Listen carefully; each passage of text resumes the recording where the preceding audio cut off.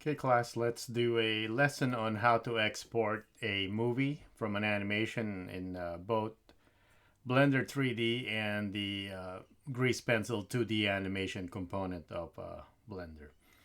Okay, so here we have a simple 250 frames worth of animation, and we're going to export it into a QuickTime movie and show you the other file types as well. All right, so first thing we need to check here is what we're outputting resolution wise. So we go to this, it looks like this printer icon right here. It's called output. Here you'll see your resolution. So this one will export into a 1920 by 1080 HD resolution. So you can change this by altering the numbers right here. Let's say we want to go 4K, so I'll just do a times 2. So I'm going to go multiplier, the asterisk and 2, and enter. So that will give me 3840. As you can see here, it's super widescreen. You can see the gate. Let me go here on the, you can see the gate right here. Okay. And we're going to do on the 1080 times 2 as well. So we get our 2160. Okay. Now the output, the framing is still the same. It's just the output's going to be in 4K. All right. So that's 4K right there. But for homework and testing and whatnot, HD is fine. Okay. The percentage right here is the resolution percentage output. So when this is set to 100%, so you'll get full 1920 by 1080. So let's do a quick render image so you could see the difference here. So if I go here, render image, okay, on frame 1, and this is our output, okay. And if I switch that to, let's say, 50, so the reason why you have this percentage slider here is so that you can do a test render, a quick one, let's say half of the resolution without changing the resolution numbers. So now if we render this, it's a lot smaller. So if we're just testing what the light looks like and whatnot, but this is Eevee real time. If you have a decent enough computer, you could actually see the output, but in cycles, that would be kind of like the issue here, right? You want to do some tests. So if I go here 25, even smaller, okay, I get a smaller render without altering the numbers right here. So you want this at 100% for submitting your homework and your final output, okay? And we are rendering in the Eevee engine right here. So let me just go back up here. It looks like the back of a DSLR or an SLR camera, okay? Our render engine set to Eevee. And when you're exporting in Eevee, make sure that you have ambient occlusion, bloom, and then screen space reflection check. Okay, so we get a little bit of a nicer render. We get our cavity. We get a nice bloom.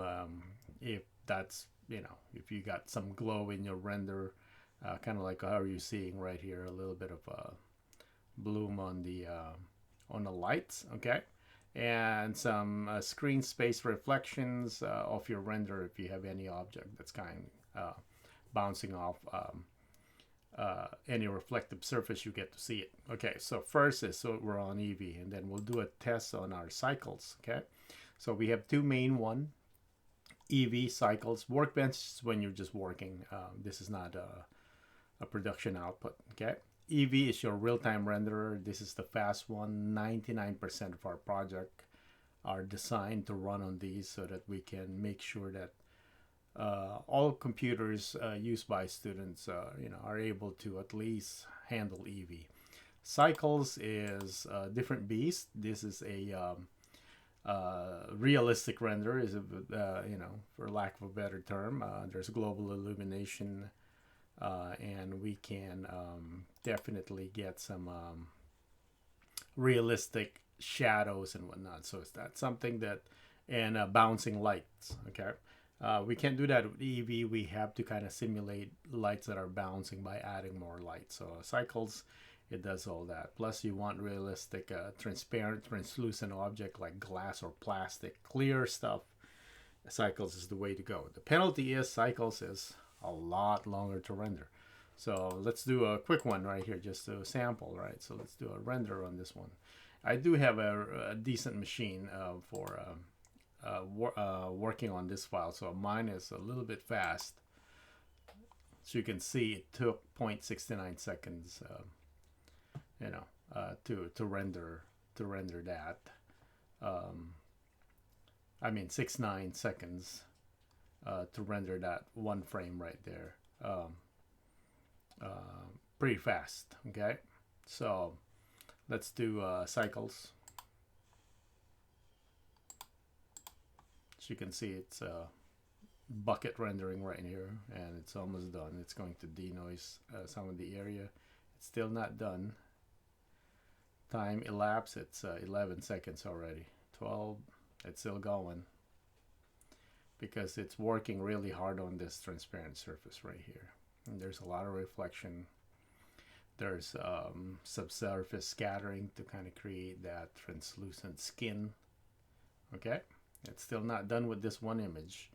This is set to quite a bit of samples though. That's 1024, so I'm in 4096, so I'm just kind of using the default here. You can lower this to 100, it's super quick. So I'm just saying, if you want almost noise free, and this is just a 1080, and we're doing this in real time just so that you know, you have an idea. So when I require that you do cycles on the render on some modeling exercise for the modeling class, bear in mind that you're gonna take a hit on rendering time. Okay, so I'm gonna stop it if it's not done in like a minute and 30 right here, because you get the point at that time. So it's still kind of going. So I'm just gonna press escape right here to cancel that render. Okay, it didn't quite finish, but you can tell now cycles is the real deal. Longer, not necessarily better looking on some stylized render, but that's how it works. Okay, so that's kind of like in a nutshell. I know that's kind of like super fast, and we're not even optimizing the render here, and it's set to ridiculous samples right there, just so that you could see the difference. Okay, so we'll switch this back to Eevee, and that's kind of like ambient occlusion, bloom, and space screen space reflection. That's what you need for our Eevee output. Okay, always make sure those are checked. And then let's go back here. So we talk about resolution, we talk about the percentage, and ignore aspect ratio. We are always exporting 24 frames per second. That's our timing in our animation class. Okay. Frame range, up to what, how many frames in the timeline you're exporting. Okay, so if you have an animation of 100 frames and you want this to kind of linger till 150, you just want to render up to 150. Regardless how you set your end time here, you can control it right here. So here I can put 150. That means, and press enter, it'll only render from 1 to 150. Okay, step, leave that to 1. So that's when you do animating in frames or stepping animation. You want to make it look choppy and whatnot. So don't worry about this for now. Just leave everything as default. Okay, so we are going now to our output. So this is the most important part. Okay, so if you are just rendering an image, right? Suggestion is just go to render image. When that's done, you get an option right here to save a copy. Okay, give it a name, and then the file format to whatever you want. So in our class, usually ask for JPEG because those preview really well in MS Teams. Okay, so if you put JPEG right there, quality, you set it to 100, click save image as a file name, and wherever you click where you want to save it, that's where it'll go. Okay, so that's for image. Okay, however, for animation, we got to set up the parameters for it. Okay, so for our class, we only take QuickTime MOV files. Okay, so by default, when you change your file format, okay, right here, to MPEG video. So if I'm going to go to MPEG video, the defaulting encoder is not going to be QuickTime. So when you change it to that, and then you didn't do anything, like you just went render animation, so you'll get whatever the encoder is. So this is the Matryoshka's codec. You'll get an MKV for this. Okay. So for class, or the reason why we're on QuickTime, it previews on MS Themes. MKV does not. So you need to change your encoder to the container of QuickTime. So once you change this to QuickTime, you get a .mov on your output. So we're not done yet. We're going to go to the codec now. 8.264 is what we're using. We don't have 8.265 yet, I don't think, on Blender. I don't know about Blender 4, but 8.264. 8.264 is a consumer-consuming codec, meaning it's great for watching, but not much. It's not great for editing. Think of it like when you're editing photo in Photoshop from a camera. If you shot it on JPEG, that means you know what you're doing. It's pretty much your final output. You shot in JPEG because you didn't want to alter that. It's a final one, right? Or you don't plan to edit it. If you shot in RAW, then you plan to edit and you have something in there. So 8.264 is equivalent to that JPEG, where it's it's meant for watching, not for editing. Even though you can edit this, but it's not the way to go. Okay, so 8.264 output quality. We want to set this to high quality. For what we do, medium quality, I doubt you could tell the difference, but let's just change that to high quality. It's not a whole lot of big difference in size, because all our outputs are pretty short. Okay, and leave everything as default at that point. Encoding speed set to good. If you have audio, let's say you added audio, we haven't done that yet this semester, but if you want to add audio, or you added audio, make sure your audio codec here, the safe one, just PCM. Nothing wrong with any of all this. They would preview actually, MP3, put PCM in there. You can have stereo channel and just leave everything as default. Okay, so the obvious option default is no audio. So if you forgot to change that and you render a movie, you're not going to get your sound. Okay, so PCM. So let's do a recap. Resolution, aspect ratio, frame range. Okay, then codec. A file format, MPEG video. You're encoding, make sure you're on QuickTime. Otherwise, you get MKV, and that's not accepted. 8.264, that's the default. High quality, and finally, where do you want to save this? Put a check mark on file extension. We do want to see that, okay? That will give you the .mov. So here, you simply click on the browser folder, and you can just click any of this right here. Let's say desktop, it's the easiest way, okay? Say I put desktop right there, and then I can put here, okay, then, okay, let's say this is a UFO project, and just leave it as UFO. Click accept. As you can see here, you'll see the file destination, basically UFO.mov once it's done. Okay, so it's not done yet. You gotta go here to render, and then render animation, and as you can see, this will we'll wait for it. It's not that long. Okay, so, and if you're bored with this, just accelerate the YouTube video right now. Okay, so this is happening. So what's happening here? It's rendering one photo at a time, and then it's getting stitched by QuickTime into a movie. So everything we do is basically one photo at a time. Very similar to stop motion animation, except we don't do stop motion. We do video, where they're pre-stitched for us. Okay, in stop motion, they take one photo and it all gets in a container, or what you call a sequential file. Okay. We're just, you guys are just starting to learn whatnot. So typically in a professional production environment, you don't do QuickTime or any movies like this, not unless you're testing. You will be rendering one file at a time in what we call a sequential file. So the output usually now, industry standard, is OpenEXR, developed by Industrial Light and Magic. So you don't use JPEG. You don't. Back then we use Targus. Okay, and we're talking 20, 30, 20 years ago. Okay, Targus, but now it's OpenEXR. Okay, and then you put in a compositor like Blender or Nuke or After Effects, and then stitch them together so you can do your visual effects and make color changes, whatnot. You can edit your sequential file and then compress it into a movie, as opposed to when you do QuickTime or any of those MPEG video, it is compressed after. Okay, so you lose a generation of quality. Okay, so let's go and watch this one. I'm gonna go to my desktop right here. It should be at the very top. Where's my date modified? There we go. Let's play it. There it is. So there's your QuickTime file.